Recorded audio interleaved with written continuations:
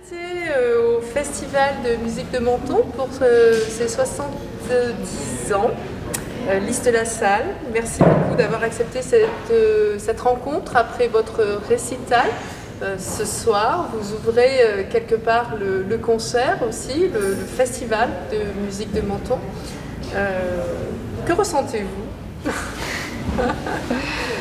Juste après un concert à chaud encore, ça fait à peine quelques secondes, enfin quelques minutes maintenant que le concert est terminé, j'ai juste eu le temps de changer de tenue, de signer les disques, de rencontrer le public et voilà, je suis là. Donc tout de suite, on est encore dans l'émotion du concert, on est encore dans l'adrénaline, j'ai pas encore vraiment touché terre.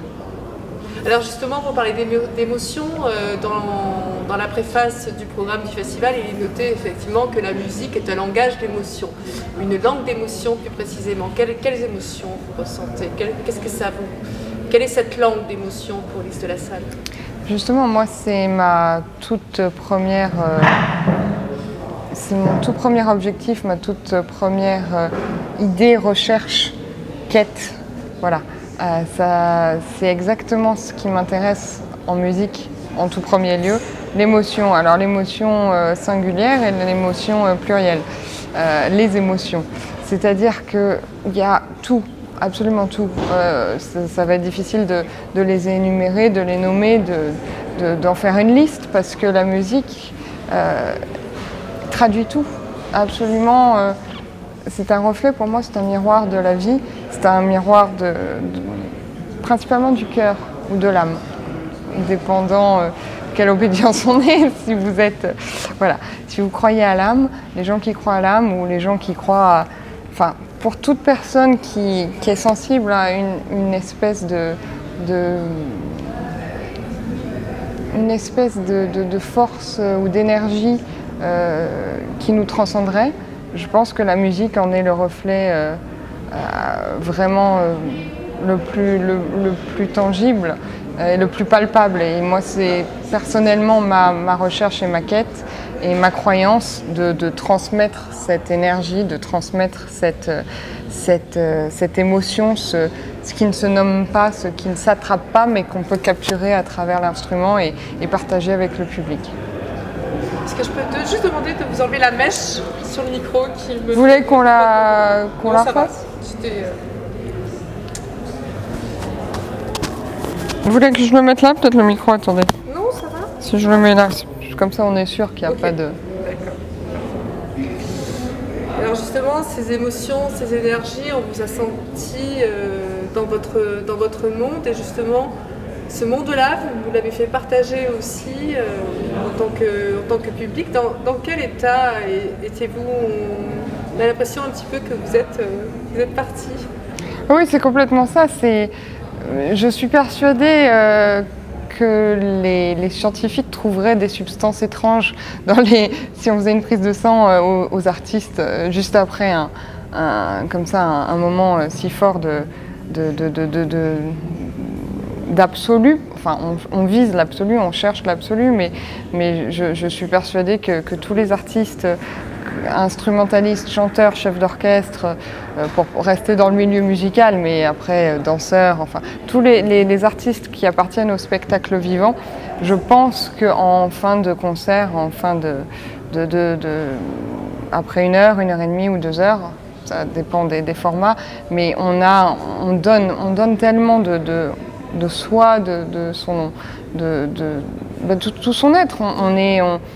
C'est ça, pour moi, qui fait la grande beauté aussi du spectacle vivant, c'est qu'on est intégralement là pour son art et pour le public, et donc il y a cette exigence absolue de tout donner. Il faut absolument rien retenir, ce qui ne veut pas dire qu'on ne peut pas être dans la retenue en jouant des fois, mais en tout cas, nous, en tant qu'être humain, en tant qu'artiste, il faut absolument mettre sa vie de côté et n'être plus que le médium. Moi, je défends cette vision de la musique. L'interprète est en même temps très important, et en même temps doit rester à sa place qui est pour moi vraiment entre le compositeur et le public. On est là pour transmettre ce message, pour transmettre cette émotion, ce qui est en même temps un rôle très, très délicat parce que il faut savoir rester humble et modeste face à l'œuvre qu'on prend avec soi pour transmettre au public. Et en même temps, on a une responsabilité énorme de restituer, ou de refaire vivre, de ressusciter, parce que la partition, voilà, pour la majorité des gens, c'est complètement une langue étrangère qui ne veut absolument rien dire et qui est morte sans nous. Donc on a cette immense responsabilité, en même temps cet immense privilège de pouvoir ramener à la vie, recréer autant de fois qu'on en a l'occasion, devant autant de publics différents, dans des lieux aussi différents qu'on en a la possibilité. Cette œuvre, et à chaque fois c'est une renaissance, et à chaque fois c'est la même œuvre, mais c'est différent, parce qu'on est influencé par le public, l'énergie, le lieu, son état personnel. Donc à chaque fois c'est une renaissance, et y a pas, en tout cas pour moi, il n'y a pas d'option de ne pas être à... C'est même pas à 100%, c'est à 1000%. On doit c'est comme un océan d'émotions. Vous n'avez pas d'autre choix que de plonger. Vous ne pouvez pas rester un pied sur le bord et un pied dans la piscine. Il faut complètement s'immerger, s'immerser dans cet univers-là. Et c'est quelque chose d'assez magique et totalement unique. C'est joli ce que vous dites, un océan d'émotions. C'est vraiment ce qu'on a ressenti. On a plongé avec vous. Merci. Alors, remarquable carrière quand même, parce que premier concert à 9 ans. Comment a grandi Lys de la Salle avec cette carrière aussi prématurée? C'était en effet, maintenant que j'ai 20 ans de recul par rapport à ça, je peux dire que c'était quelque chose d'assez extraordinaire, dans le sens vraiment hors de l'ordinaire. En 2 mots. Voilà, extraordinaire, qui sur le moment, moi, me semblait tout à fait naturel et totalement normal. J'avais absolument aucune conscience de l'extraordinarité de la chose. Ce que je ressentais, c'était une immense fierté et un immense bonheur d'avoir la chance de faire ce que j'aimais, parce que moi, la musique, j'ai rencontré cet univers justement d'émotions quand j'avais 4 ans, et tout de suite, j'ai su que c'est ça que je voulais faire. J'ai tout de suite dit à tout le monde que je voulais être pianiste. Voilà, ça a été une évidence immédiate, qui ne m'a jamais quittée. Donc, quand à 9 ans, j'ai eu la chance de faire mon premier concert, que je suis passée sur France Musique, que j'ai fait mon premier concerto à 13 ans et mon premier disque à 14, qui en effet sont des âges très jeunes pour ce genre d'accomplissement, si on utilise le mot adéquat.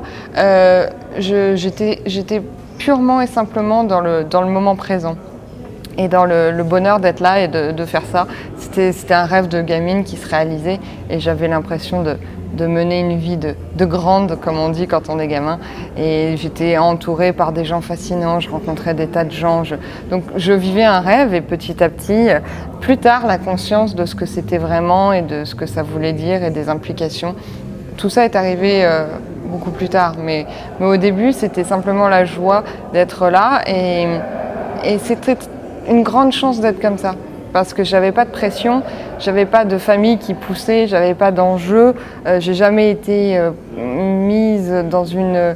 Peut-être par l'extérieur, dans la case prodige en effet, mais en tout cas au sein dans mon univers, personne n'avait mis cette étiquette sur moi, donc je ne me sentais pas du tout dans l'obligation d'assurer à tout prix ou d'être dans un univers compétitif. Je faisais exactement ce que j'avais envie de faire, j'avais la chance de faire ça, et pour moi c'était tout ce qui comptait. Et aujourd'hui, comment vous ressentez les choses? Aujourd'hui, j'ai plus de 15 ans officiels de carrière. C'est en même temps énorme et en même temps le tout début. Mais 15 ans, on accumule énormément d'expérience, positif pour la plupart, mais parfois aussi un peu moins. On apprend de ses erreurs. Alors c'est un peu un cliché, mais c'est réel. Dès que on a quelque chose qui ne se passe pas exactement comme on l'espérait, c'est une source de connaissances et d'apprentissage. Donc on est dans un apprentissage constant, dans une démarche dans une recherche, ce que je disais un peu tout à l'heure, une recherche d'absolu qui est inatteignable. Et heureusement que la perfection n'existe pas, sinon si on pouvait l'atteindre, qu'est-ce qu'il y aurait après? Donc tant mieux, on le sait que ça n'existe pas, mais on la recherche quand même. Et en tout cas, on recherche peut-être pas la perfection, parce qu'encore une fois, il faudra la définir, et ça c'est un autre débat. Il faudrait inviter un philosophe à ce moment-là pour en parler, mais en tout cas, on se rapproche de notre idéal à nous, ce qu'on a dans notre tête. Et jamais un concert ne se passe à 100% de la première note à la dernière note comme on l'avait imaginé ou comme on l'avait souhaité, parce que simplement parce que nous ne sommes pas des robots, nous sommes des êtres humains, et il y a toujours un impondérable, il y a toujours un petit accident, il y a toujours quelque chose d'inexplicable, mais il faut apprendre à aimer ça. C'est ça que j'ai appris, ce que je pourrais dire 15 ans après, c'est que j'ai appris à aimer ce qui n'était pas prévu. Au lieu de m'en faire une montagne en disant oh, c'était pas comme ça que ça devait se passer, c'est pas ça que je voulais, pourquoi.